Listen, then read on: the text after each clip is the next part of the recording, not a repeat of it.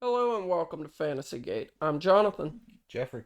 Today we thought maybe we would discuss and talk about different magic systems in general throughout fantasy.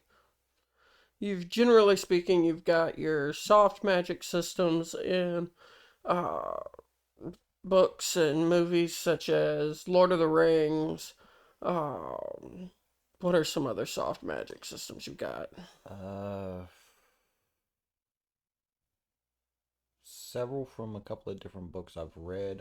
None I can recall off the top of my head.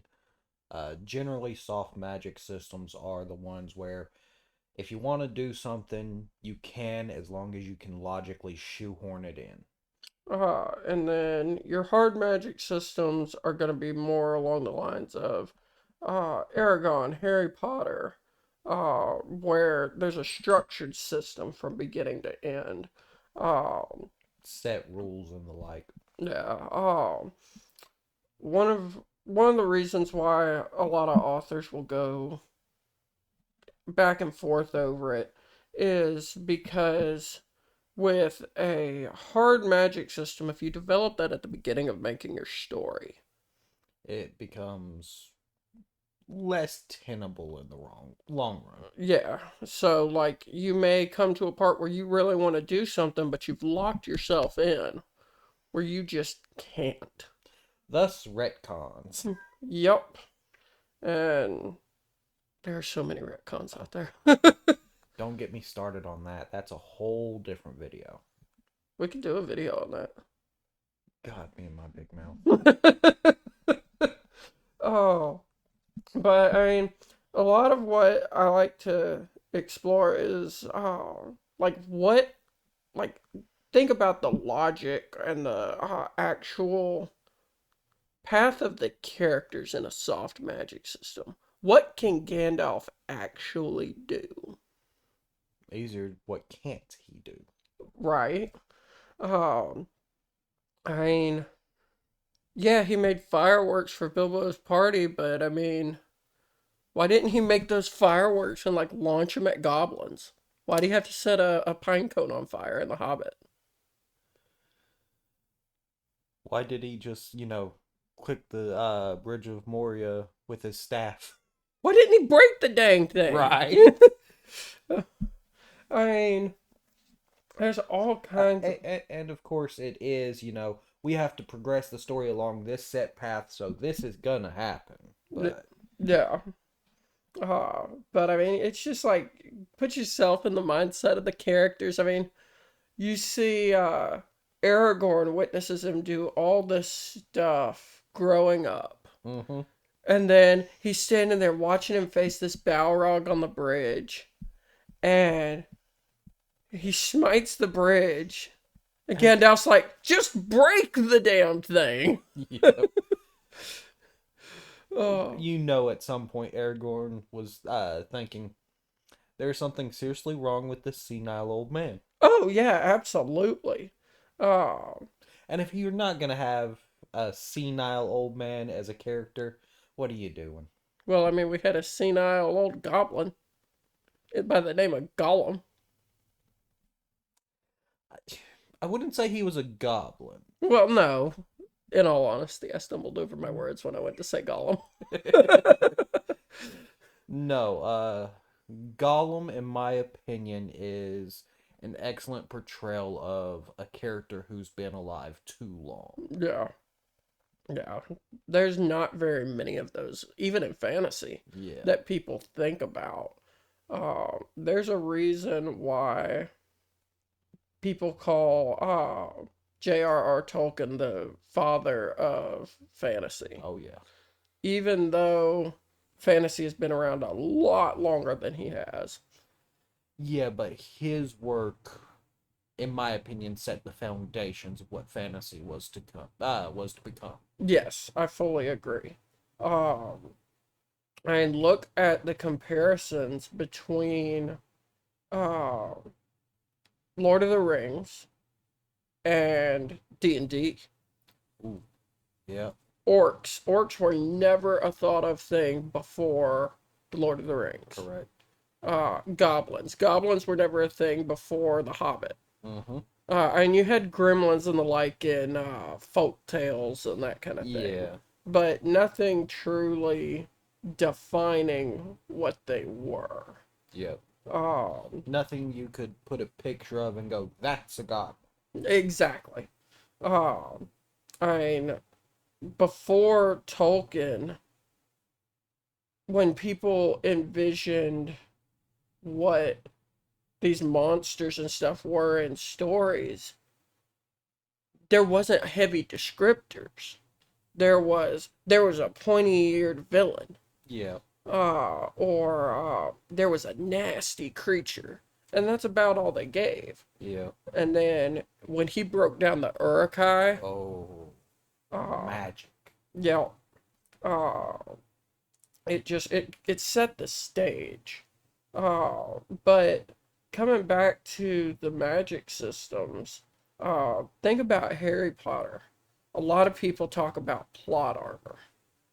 So many people talk about, well, why didn't Hermione use a time turner or anything like that? Well, you got to look at the system itself. It's a blend of the hard and soft systems. Yep. Um, because the reason she didn't use a time turner to go back to do that was, one, she was a freaking child Mm-hmm. when she got the time turner. And two, in Order of the Phoenix, all the time turners were destroyed. Yep. Many people gloss over that when they were in the Department of Mysteries. Uh, and they stumbled into a room with time turners and they were all destroyed by Jenny. Or at least I think it was Jenny. I don't remember who it was, but I do want to address something I always thought of that apparently no one else has. Okay. You're telling me, in the room of hidden things, no one in the history of Hogwarts ever hid a time turner? Yes. And Of course, then it was burned up by the Fiend Fire. I get that, but still, between then and that, well, actually, I can answer that question for you. Because it is stated that the time turners were a recent development in the yeah, Department of Mysteries. They were an experimental item. There had been other methods of going back in time before then.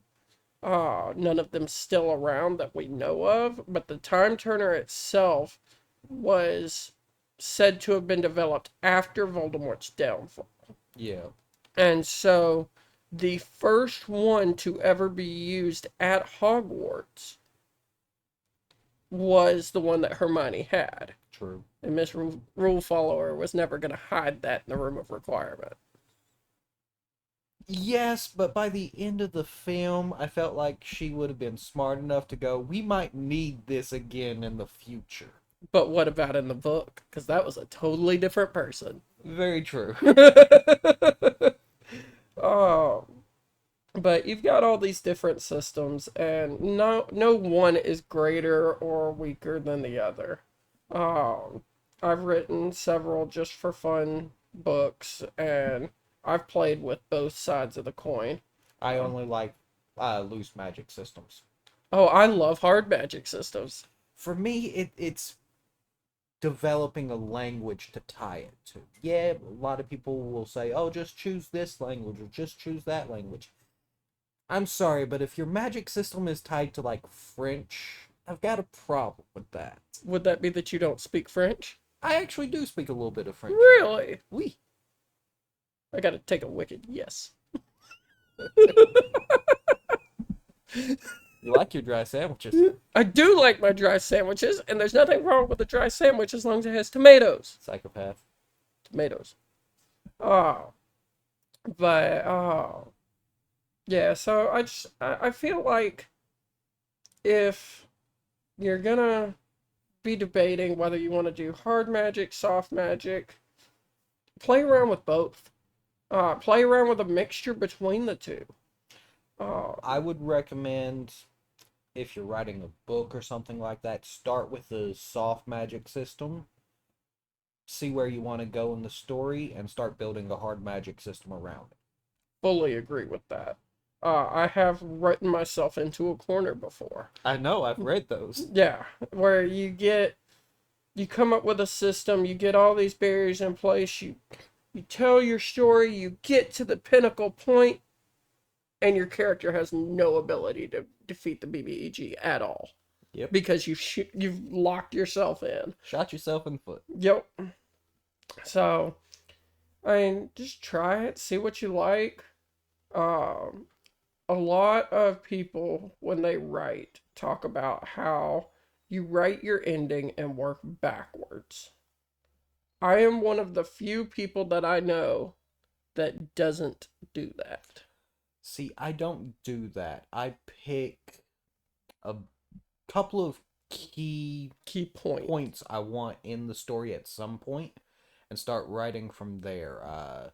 Certain battles that take place, certain negotiations, the like. Yeah.